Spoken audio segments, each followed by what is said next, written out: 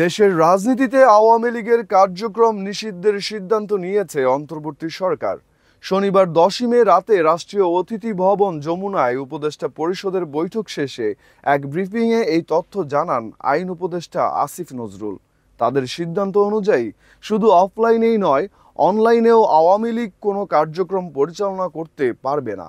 এরই প্রেক্ষিতে আওয়ামী লীগের ফেসবুক পেজ সহ সাইবার স্পেসে দলটির কার্যক্রম বন্ধে পদক্ষেপ নেবে বাংলাদেশ টেলিযোগাযোগ নিয়ন্ত্রণ কমিশন বিটিআরসি। ডাক, টেলিযোগাযোগ ও তথ্য প্রযুক্তি মন্ত্রণালয়ের দায়িত্বপ্রাপ্ত প্রধান উপদেষ্টার বিশেষ সহকারী ফয়েজ আহমদ তৈয়ব এই তথ্য নিশ্চিত করে বলেন, আমরা উপদেষ্টা পরিষদের সিদ্ধান্তের পরিপত্রের জন্য অপেক্ষা করছি।